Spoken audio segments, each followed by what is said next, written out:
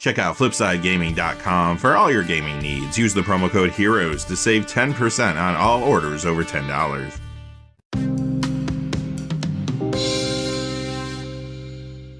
Hey there, this is John from Heroes and Legends, and welcome to this special edition of the Magic the Gathering Market Watch. It is that time of the week again to count down the 10 hottest cards of the week. And we have a pretty interesting variety of cards to look at in our top 10 this time around. Commander, sure, is still the key driver for cards moving up, but there's other things happening here too. Quickly, before we get into all the details, just a fast reminder. If you go over to FlipsideGaming.com, you can use the Heroes promo code to save 10% on orders over $10. Currently, you can pre-order Brothers War products there. They have all different types of boxes. They even have cases. The Commander decks are now available for pre-order as well. Plus, they have a whole lot of other things on their website. Remember, if your order's over $100 or consists only of singles, shipping will be free in the United States. Also, whenever you use the Heroes promo code, it does support the channel, which is always appreciated, so thank you. And without any further ado, let's get into it. Starting things off at number 10 is Balor. This is up $1.01 to $5.06. That is a 25% increase. And this is a good time to let you know how we compile our top 10 every week. We're looking for two pieces of criteria. The first is a percentage increase in the value of the cards. And secondly, we want to see a true increase in the number of sales out there. So if you're expecting a card to be in the top 10 and it does not make it, well, then it fell short in one or both of those categories this week. With that out of the way, though, let's talk more about Balor. You're going to notice in this top 10 that demons are hot right now because of the Warhammer 40k commander deck that has a demon sub-theme. That deck is called the Ruinous Powers. Many are picking this up to upgrade that deck. Others are putting this in new commander builds around a card from there, Be'lakor the Dark Master. Number 9 is Poxwalkers, up $1.25 to $7.99. That is a 19% increase. The Ruinous Powers deck is where you will find this Warhammer 40k card. As you can imagine, it is seeing play in fresh commander builds around a couple cards from there too, Abaddon the Despoiler and Be'lakor the Dark Master. This, however, is also starting to show up in some Legacy Lion's Eye Diamond Dredge decks. I have seen 3 copies of this in some of those builds. We'll have to see if that sticks, but some Legacy players and speculators are already showing interest in the card because of that.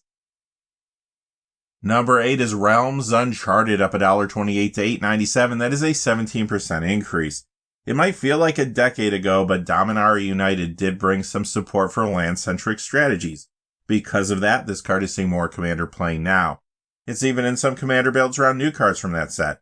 Hazazon Shaper of Sand, which is a box topper, and Soul of Windgrace from the main set.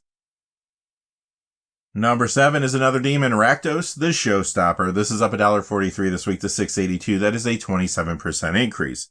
It is a fairly popular commander, and those builds are getting a push from the demon support that came from the Ruinous Powers deck we mentioned earlier.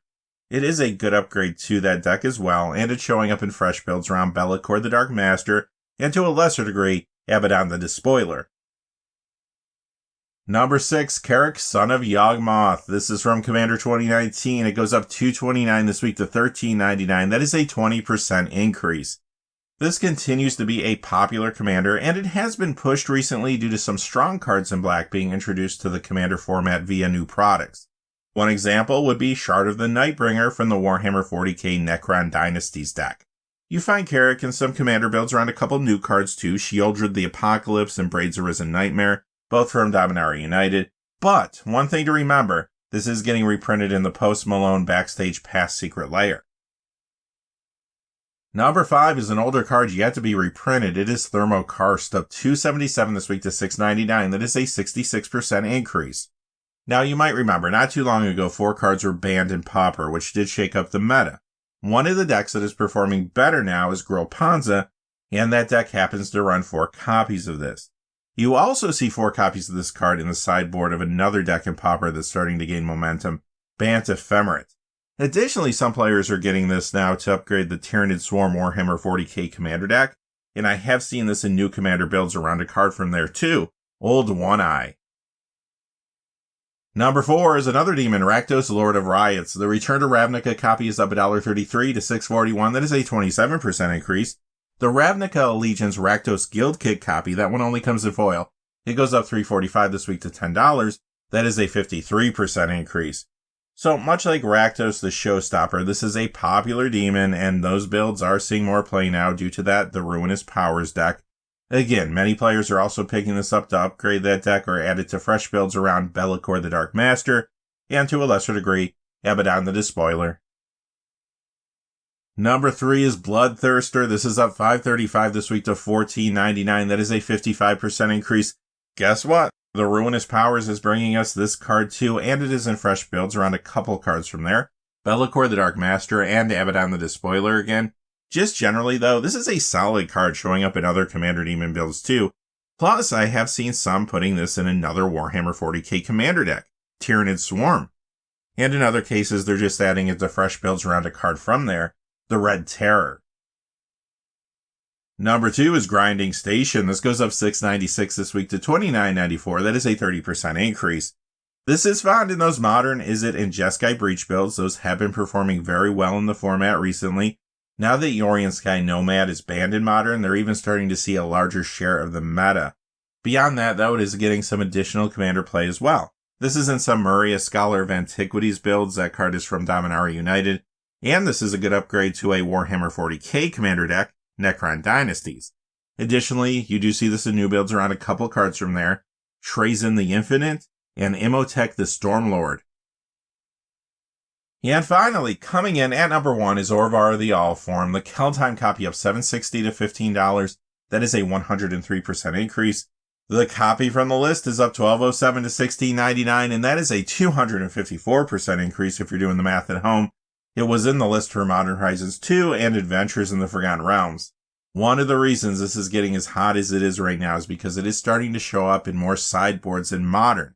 It is good against Archon of Cruelty, which is in the Indomitable Creativity decks. Those builds were already popular, but with the banning of Yorion, they're getting even more play. Additionally, this has also been a popular commander ever since it came out, and now it is seeing more commander play in the 99 of some new builds. Ivy Gleeful Spell Thief from Dominaria United being the most popular, but you also see this used as an upgrade to one of the Warhammer 40k decks, the Ruinous Powers again. Plus it's in fresh builds around Be'lakor the Dark Master and Magnus the Red from there. Alright, that's going to do it for our top 10 hot cards this week, but remember to join us this weekend for our regular episode of the Magic the Gathering Market Watch, where we deep dive into everything that's happening in the secondary market. Until then, though, hey, stay safe out there. Thanks for watching. Please remember to like and subscribe, and have a great day. Hey, thanks for watching. This video is made possible through the generous support of viewers like you on Patreon. Check out the description below for links to our Patreon page, as well as our Amazon affiliate store, where a small percentage of all sales will also help support the channel. Finally, if you haven't had a chance yet to subscribe, hit that subscribe button so you don't miss any of the new videos on Heroes and Legends. Talk to you again soon, and have a great day.